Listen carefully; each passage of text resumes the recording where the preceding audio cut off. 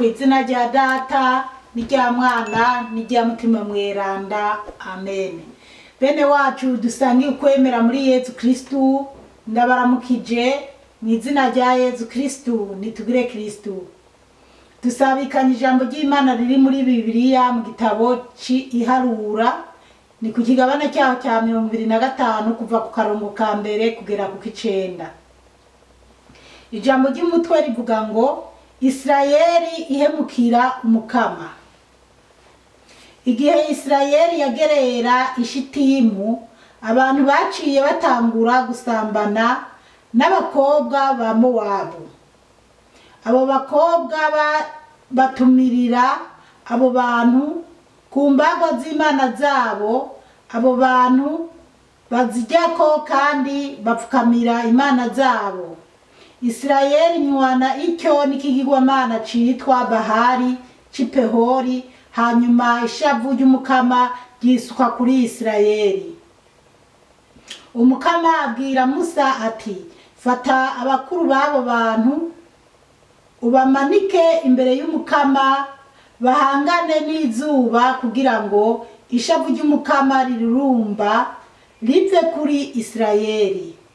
Musa abwira abacamanza b'Isirayeli ati, umwe muri mwebwe niyice abo mu bantu biwe banywanye n'ikigirwamana citwa Bahari c'Ipehori.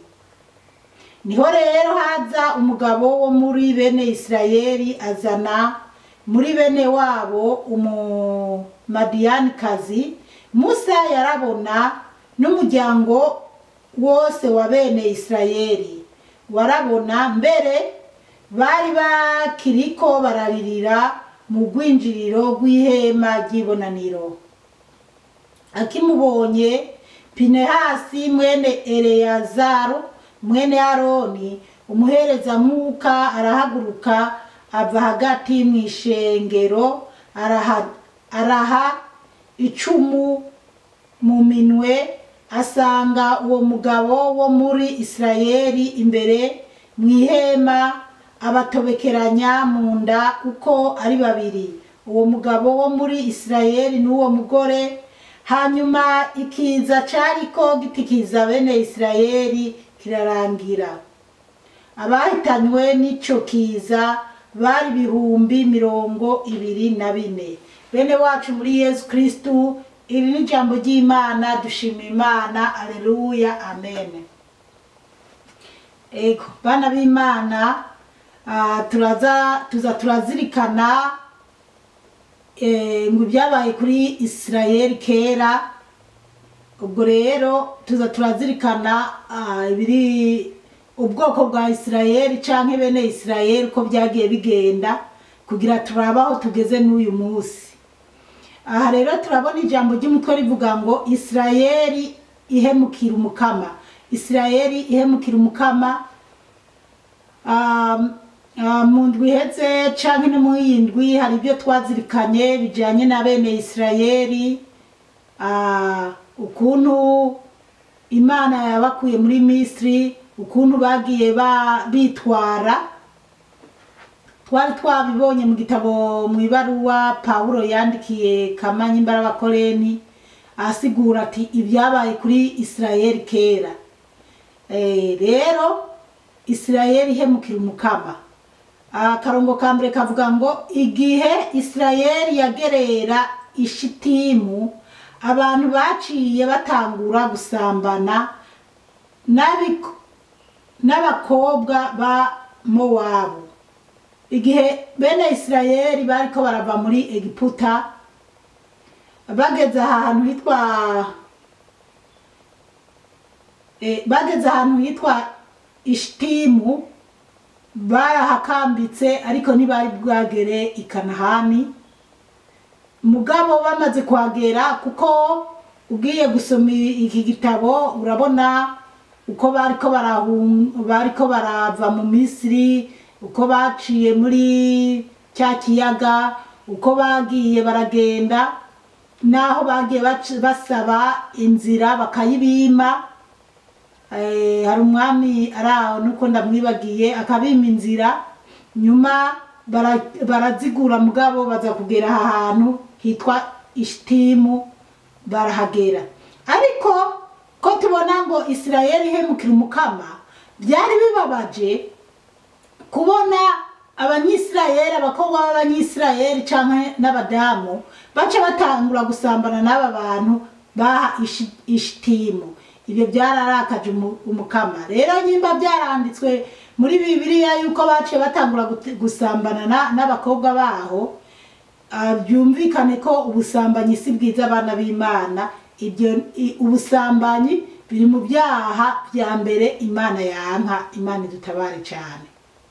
Kabiri hakavuga ngo abo bakobwa batumirira abo bantu ku mbagwa z'Imana zabo, abo bantu bazidyako kandi bapfukamira imana zabo.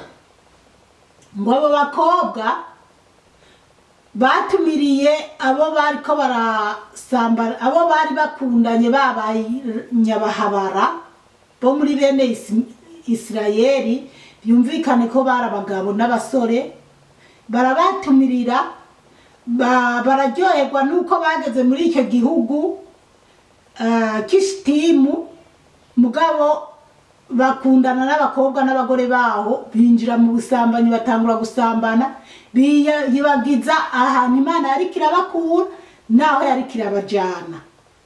Rero abo banyisirayeli banezerwa n'ubwo busambanyi, ahubwo ntibaba mu busambanyi gusa, bibagirana ya Mana yabakuye mu Misiri, na ya Mana yabajabukije ikiyaga gitukura, biyibagiza ingorane zose baciyemo, baca batangura kwisambanira, ahubwo basiduka batanguye gupfukamira ibigirwamana.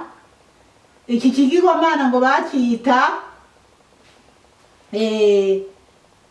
cyitwa Behari, ngo caba nyimba ari Pehori. Batangura kwisambanira, bibagira iby'Imana yabagiriye, batangura gupfukamira ibigirwamana,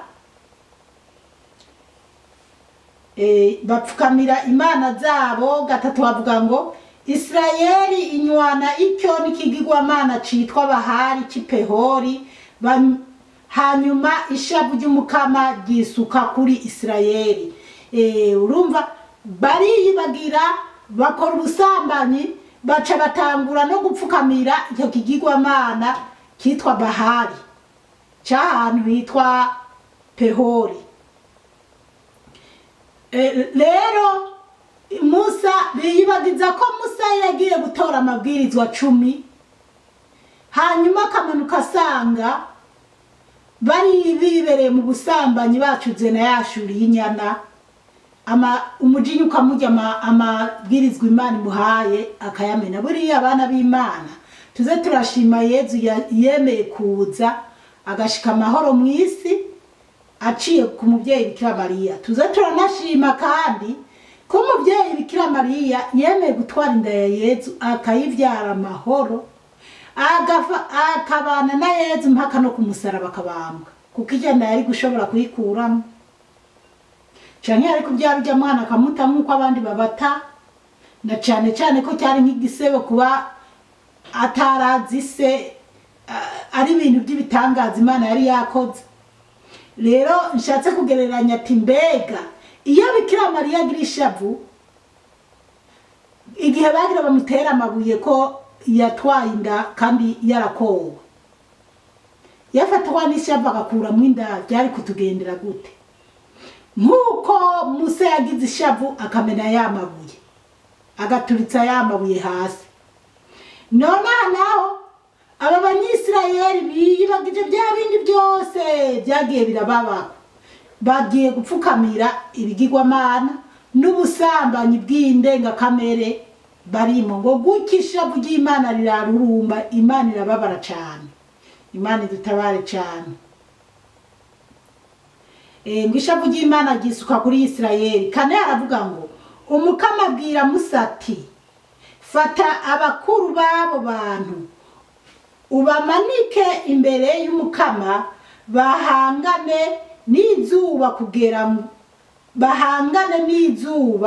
kugira ngo ishavu ry'umukama rirurumba rive kuri Isirayeli. Imana irabwira Musa ngo abwire abantu abakuru b'imiryango mu rugo rwose, umukuru muri rwo azi uwiwe nyimba ari umusore canke umugabo uwo ari we wese muri urwo rugo. Birumvikana cyane ko bashobora kuba abasore cyane cyane ari bo babyitayemo, ngo yice bagerageze mbega babahe guhangana n'izuba ngo kugira ishavu ry'Imana rigabanuke. Ariko reka dusoma hakurikira bica bisigukika neza. Gatanu havuga ngo Musa abwira abacamanza b'Isirayeli ati, umwe muri mwebwe niyice abo mu bantu biwe banywanye n'ikigirwamana citwa Bahari c'Ipehori. Ubwo aka karongo ka gatanu gaca gasigura neza gusumba haje twabonye ngo bahangane n'izuba kugira intuzenya ishavu ry'Imana ryicure. Ibyo ni iby'Imana yari kirabwira Musa. Rero mugabo Musa aciye asikira ashikire Musa abwira abakuru b'imiryango ko buri umuntu wese yica mu nzu yiwe abantu bose bagiye gupfukama ikigirwamana citwa Bahari c'Ipehori. Iki kigirwamana citwa Behori cyaba mu ntara yitwa Cipohori. Murantungaho ndiko ndakivuga nabi, ushobora gucuja muri Bibiliya ukabyisomera neza. Citwa Bahari c'Ipehori. Rero Imana ivuga iti itegeka Musa. Ubwo rero Musa bibategeka ko bagomba mbega kuva mu gitondo bahangane n'izuba, izuba rirenge. Umuntu wese yagiye gupfukamira icyo kigirwamana, umuntu wese yagiye gusambana n'abo bakobwa b'Ishitimu bamwice. Ibaze bana b'Imana, bamwice batababariye. Imana idutabare cyane. Gatandatu aravuga ngo niho rero haza umugabo wo muri bene Isirayeli azana muri bene wabo umumadiyanikazi. Ngo niho rero haza uwo mugabo wo muri bene Isirayeli azana umukobwa, azana muri bene wabo. Mbese uyu mugabo agenda muri aba bantu bo muri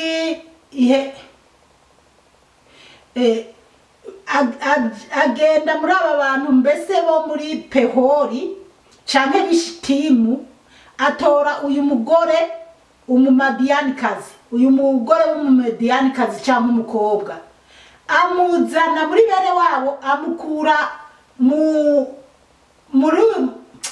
muri iki gihugu, amukura iwe, amuzana mbega mu mahema ya bene Isirayeli, muri za burende za bene Isirayeli aho bari bakambitse, kuko ntibari bwagere i Kanahani canke muri Isirayeli. Iki gihugu kiriko kiragwanirwamo, ntibari bwagera aho Imana yari yarabemereye kugera. Rero aramuzana kandi yirengagiza ko Imana yatanze itegeko ko bica abantu bose bagiye gupfukamira kiriya kigirwamana canke basambanye n'aba bakobwa baho n'abagore baho. Arabireka, yirengagiza ko abari muri icyo gihugu, abari muri iyo kambi, abari mu bene Isirayeli bariko baricwa kubera ubwo busambanyi no kuba barapfukama icyo kigirwamana. Azana uwo muhabara. Musa yarabona n'umuryango wose wa bene Isirayeli, warabona mbere bari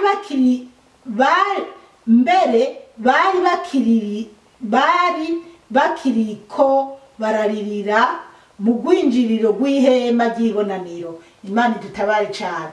Ngo Musa yarabona, ngo na bene Isirayeli barabona, ngo mbere bariko barariri ngo bari bakiririra mu ihema ry'ibonaniro bari bakiririra mu ihema ry'ibonaniro bari bakiririra mu isengero mu ngoro y'Imana cyo twita isengero zo mu zubu bari bakiririra mu ngoro y'Imana bacura imiborogo kubera abantu bariko barapfa bari bapfuye bishwe kubera ayo mahano bakoze. Imana yarababaye irabwira Musa ati abo bantu bose bakoze ayo manyanga kuva ubu izuba muhangane n'izuba maka izuba rize kurenga abantu bose bari muri ayo mahano bishwe barangiye. Musa ategeka abantu bo muri iyo miryango kwica abo bavukanye canke abana babo bagiye muri ubwo buhumbu no gupfukamira icyo kigirwamana. None uyu munyisirayeli agiye kuzana uyu mumaraya baje gusambanira mu ngando baje gusambanira muri za burende zo muri bene Isirayeli n'imiborogo n'akantu z'abari bapfuye. Imana idutabare cyane. Akimubonye Pinehasi mwene Eleyazari mwene Aroni umuhereza mwuka arahaguruka ava hagati mu ishengero araha icumu mu minwe. Ngo akimubona ubu Pinehasi ngo ni mwene Eleyazari mwene Aroni. Aroni yari yarapfuye hanyuma igihe yapfa Imana yari yabwiye Musa ko Aroni bagenda ahantu ku musozi n'uyu muhungu yitwa Eleyazari yari umuhungu wa Aroni.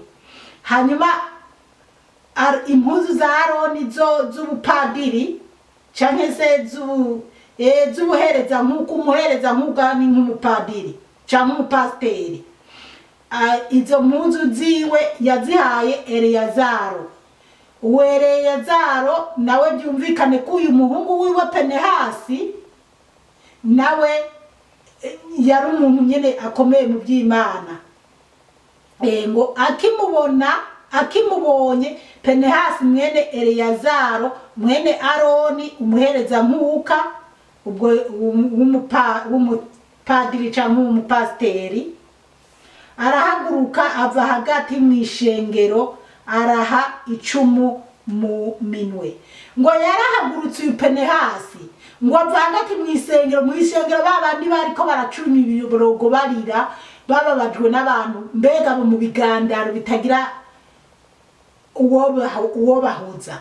Ngo arahaguruka ngo araha icumu yarikoresheje icy'umunani.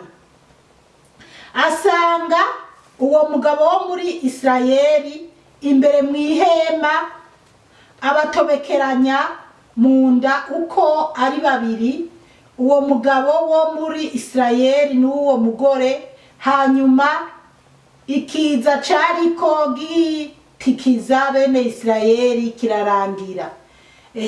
Pinehasi ngo yarashe icumu ngo acaragenda mu ihema ry'uwo mugabo yarazanye. Urumva birumvikana ashobora kuba ari umugabo atari afise umugore. Yabonye nyene ikimaraya canke yiboneye uwo bavyumva kimwe amuzana mu ihema ngo bararane. Mugabo Pinehasi aravye ibyabaye kuri bene Isirayeli n'ingene Imana yabategetse ko maka bicana mpaka bakica abo bantu bose bagiye muri ubwo busambanyi. Pinehasi ngo araha icumu n'abantu ngo babona bari bakirira bagandaye bumiwe ngo aca yinjira mu ihema muri burende y'uwo mugabo ngo abatobekeranya bose urumva bariko barasamba bari barara ngo abatobekeranya bose abicira rimwe. Imana idutabare cyane. Murumva rero ko Imana irababazwa no kuza turivangavanga n'abanyamahanga. Icenda hakavuga ngo ariko hanyuma ikiza cariko gitikiza bene Isirayeli kirarangira. Ngo hanyuma ikiza cyariko gitikiza bene Isirayeli kirarangira. Nukuvuga Pinehasi amaze kwica uwo mugore n'uwo mugabo ikiza ubwicanyi bwari ko buraba muri bene Isirayeli bica bagiye guhemuka baciye babona ko atamifini hari kuba umuhereza nkuka arinze wenyene yica ati ibintu birakomeye. Icyo kiza rero cyaciye gihera, Imana yacihagarika kuko Imana yari yibabaye. Ngira nabo baciye babona ati nyamara bantu dusigaye nitugwe muri ako kaga, Imana idutabare cyane. Icenda haravuga ngo abahitanywe n'ico kiza bari 24,000. Ibaze namwe ngo abahitanywe n'ico kiza ngo bari 24,000, kandi abo bahitanywe n'ico kiza ni ukuvuga umugabo mu rugo afise abasore 3 bakaba bagiye gupfukama icyo kigirwamana bagiye gusambana n'abo bakobwa canke n'abo bagore, baca bagira iki? Yarabica atakabuza. Yarabica. Baravuga ati zana aba bantu, ubwo adashoboye kubica n'umuze ari iki, kuko data wanje kumbure nk'uwo muvyeyi ntiyari gushobora guhangara imisore, ariko hariho abajejwe kwica buriya bataba bari mu bintu by'ibyaha nk'ibyo. Murazi ko kera Bibiri itubwira ko umuntu yinjira mu ihema ry'ibonaniro yaba ari umuntu asukuye neza atabyaha afise, nikimenyamenya ngo barabambika akagozi ku kuguru bakagera guma kure, umuntu akagenda mu ihema ry'ibonaniro. Iyo babona haciye umwanya munini uwo muntu ataraza, bamenya ko yapfiriye kubera ibyaha, bagakurura umupfu bakaja kuzika, canke bakurura bakumva aracyagira bakamenya ati aracyabonana n'Imana ni muzima. Imana idutabare cyane. Rero Imana iratwihanganiye. Rero nkiri ngaha ku minota ingahe isigaye bana b'Imana, buriya abantu turi kubabazwa n'ibiza turiko turahura nabyo, tukarira ngo Imana yaratwibagiye, tukarira ngo Mana dutabare, Mana waduhoye iki? Uku aba banyisirayeli byabagendekera niko natwe no muri ibi bihe byama biriko biratugendekera. Hari ibintu bitubako kubera ingorane twebwe nyene twihaye. Umva abana b'Imana, atari imbabazi z'Imana yo mwijuru, Imana twese twari nk'abo kurimbuka. Kubera iki? Kubera ntiwopfa gutora umuntu mweranda muri iyi si muri iki gihe, ntawe kabisa. Naho ibihugu dusenga, naho abantu mu masengero runaka asenga, ariko abeshi dusengana ibyaha. Rero twabona ibiza n'ingorane bitugwiririye, tukumva ati mwana akayasenga canke cya gihugu barasenga canke ukunukuru ijya sengero. Murabona n'amasengero abariko arubakwa akabomoka, mbese ibintu nk'ibyo. Uti kubera iki? Duhereye kuri iki kintu bene Isirayeli bagiye kwivangavanga n'abo abishitimu gushika nabo batangura gusambana no gupfukamira ibigirwamana byabo. Ugacuraba akarorero, fata abarundi bagiye muri Australia canke bagiye mu bihugu by'abazungu bya Canada za Amerika n'ahandi. Ese imico twarimo mu Burundi niyo twagumanye? Ni bangahe bayigumanye? Ntabahari. Ntabahari. Nyimba banahari ni umwe kwijana. No, ni bake cyane bana b'Imana. Raba aho uherereye wihweze uvuga uti koko ubu ndacyari umurundikazi, ndacyari umunyarwandakazi, ndacyari umukongomanikazi. Murabe ingene amatako tuyatwarira hejuru, tukiyumvira ko turi abazungu. Twatangwe gusambana n'abazungu, tutavuze gusambana ku mubiri, gusambana gusa kwambara nkabo, kwigira ibyo bigira, kwiturira ingore n'ibindi n'ibiki n'amazuru n'ibintu byose tukagira.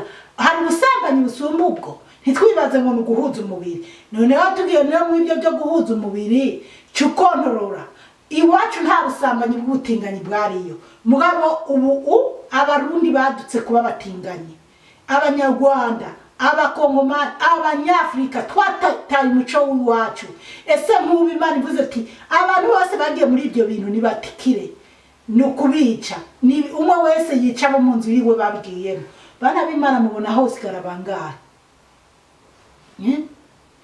ababyeyi byonyene natwe twarataye akaranga nitwereka imico myiza abana bacu barabona ibyo tugira abana bacu Imana idutabare cyane murabona impfu zihari nyinshi mu bana bariko baricigwa mu mayira yeza dutabare cyane murabe ubwicanyi buri muri ibi bihugu biteye imbere murabe ingorane zihari ibiza bihari ibyo byose ni ingaruka y'isi yivangavanze tukagira ngo ni umunezero turimo naho turi mu gahinda reka rero tugeze ngaha hari uturongo 9 dusigaye kugira tumara iki gisomwa neza ibyo ntavuze wenda ndabivuga kubizokurikira umukama Imana bahezagire cyane ku izina rya Data n'irya Mwana n'irya Mutima Mutagatifu amen.